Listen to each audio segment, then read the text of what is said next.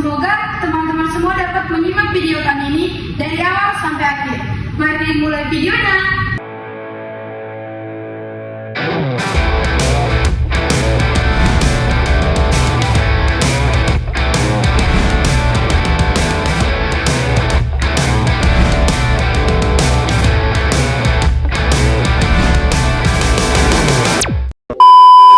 Baik, materi yang pertama akan dibawakan oleh saya itu terdiri atas definisi uang dan ciri-ciri uang.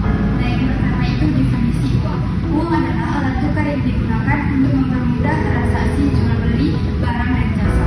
Nah, yang kedua itu ciri-ciri uang. Ciri-ciri uang ini terbagi atas 6 bagian. Yang pertama itu diterima secara umum. Artinya itu uang dibuat dan dipercaya oleh masyarakat untuk melakukan pembayaran atau alat pembayaran yang sah. Nah, yang kedua itu tahan lama. Uang itu dibuat dari bahan yang kuat dan tahan lama, sehingga bisa kita pakai untuk waktu yang lama. Nah, yang ketiga itu mudah dibawa kemana-mana. Artinya itu uang itu dibuat secara ringan dan praktis, sehingga mudah kita bawa kemana-mana. Contohnya seperti uang tersebut, uang kertas tersebut. Gampang kita bawa atau kita kantongkan di mana saja, ataupun memiliki face yang kecil. Nah, yang keempat itu mudah dibagi. Artinya itu uang dibuat dengan bentuk pecahan seperti 1.000, 2.000, 5.000, 10.000 dan lain sebagainya.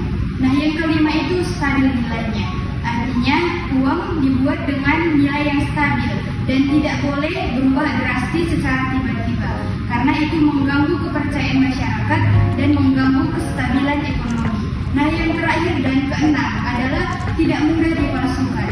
Artinya itu uang memiliki faktor keamanan yang terdiri dari watermark, homogram, benang pengaman, dan tinta khusus. Sekian yang bisa saya sampaikan tentang materi ini. Selanjutnya akan dilanjutkan oleh rekan saya. Nah, kali ini saya akan menjelaskan tentang jenis-jenis uang. Nah, yang pertama berdasarkan bahan pembuatannya. Terbagi atas dua, yang pertama uang logam dan yang kedua uang kertas. Nah, pengertian dari uang logam merupakan terbuat dari logam seperti koin. Nah, sedangkan uang kertas terbuat dari kertas khusus yang tahan lama. Bukan berarti uang kertas ini terbuat dari kertas yang kita gunakan untuk belajar. Namun, uang kertas yang kita gunakan adalah uang kertas yang memiliki kertas yang khusus, sehingga ketika kertas tersebut basah ataupun terkena lumpur atau segala macam, dia tidak akan mudah rusak sama seperti kertas yang kita gunakan ketika belajar. Nah, berdasarkan nilainya, uang juga terbagi atas dua. Yang pertama, uang penuh, dan yang kedua, uang tanda. Nah, apa sih arti dari uang penuh ini? Uang penuh artinya nilai intrinsiknya sama atau lebih besar dari nilai nominalnya. Contohnya, uang koin atau uang logam yang terbuat dari emas atau perak akan lebih besar nominalnya dengan nilai intrinsiknya. Nah, uang tanda yang dimana artinya itu nilai intrinsiknya lebih kecil dari nilai nominalnya. Contohnya uang kertas. Uang kertas memiliki nilai yang lebih besar daripada nilai intrinsiknya. Yang ketiga berdasarkan penggunaannya. Terbagi atas dua, yang pertama uang kartal dan uang giral. Nah, uang kartal ini merupakan uang yang dikeluarkan oleh bank sentral yang digunakan masyarakat secara langsung. Contohnya seperti kita ingin membeli sesuatu barang, kita akan langsung memberikan uang secara tunai. Nah, uang giral adalah uang dalam bentuk simpanan di bank yang bisa digunakan dengan cek, kartu debit ataupun transfer.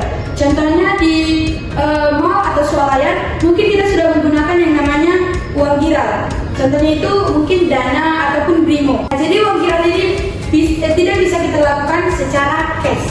Demikian penjelasan saya. Selanjutnya akan dijelaskan oleh rekan saya. Selanjutnya kita akan memasuki manfaat dari uang. Manfaat yang pertama itu sebagai alat tukar.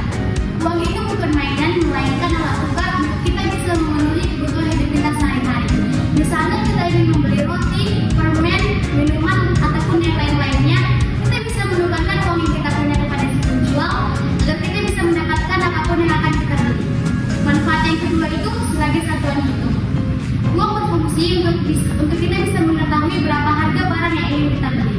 Misalnya kita ingin membeli satu buku dengan harga 5.000 dan satu pulpen dengan harga 8.000. Nah, kita bisa memberikan uang kita sejumlah 8.000 untuk ditukarkan kepada si penjual agar kita bisa mendapatkan satu buku dan kata tukan tersebut.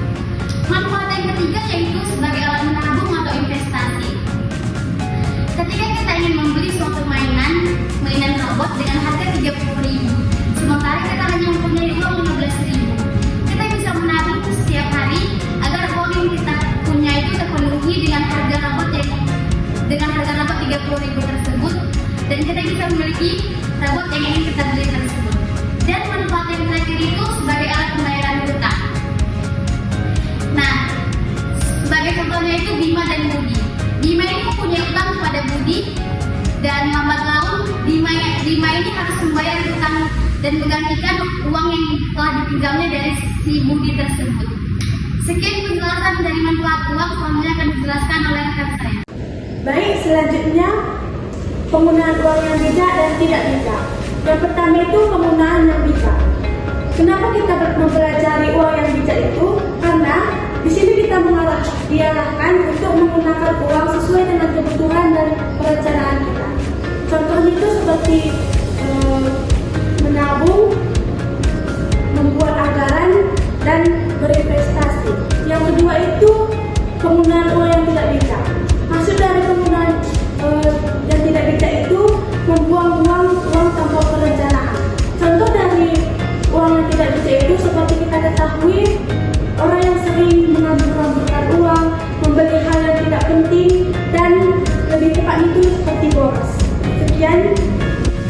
Nah, kali ini saya akan membahas kelebihan dan kekurangan uang. Nah, kelebihannya yaitu yang pertama, mempermudah transaksi ekonomi. Ketika penjual dan pembeli bertemu, akan lebih mudah bertransaksi dengan uang. Nah, yang kedua itu menghemat waktu dan tenaga. Selain kita bisa menghemat waktu dan tenaga dengan kita menggunakan uang tersebut, kita membeli kebutuhan kita. Contohnya, ketika kita ingin memiliki kursi, kalau kita membuat sendiri itu akan lebih susah dan juga menguras tenaga kita.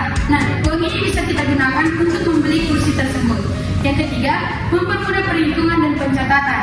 Ketika kita mengeluarkan uang untuk membeli barang ataupun membeli sesuatu, kita akan lebih mudah mencatatnya dalam pembukuan. Nah, yang keempat yaitu mudah dibawa dan disimpan. Contohnya, ketika kita mempunyai uang ini, ketika kita ingin pergi kemana-mana, kita bisa dengan mudah menyimpan uang tersebut di kantong celana ataupun di kantong baju kita. Selanjutnya itu kekurangan. Yang pertama, rentan terhadap inflasi. Artinya mengalami penurunan nilai. Yang kedua, dapat dipalsukan. Artinya itu kemajuan teknologi cetak dan pemindahan yang semakin maju. Yang ketiga itu tidak memiliki nilai jika kepercayaan hilang. Maksudnya itu di mana seorang masyarakat memberi kepercayaan kepada pemerintah untuk mengelola keuangan, dan pemerintahan tersebut tidak mengelola keuangan tersebut dengan baik.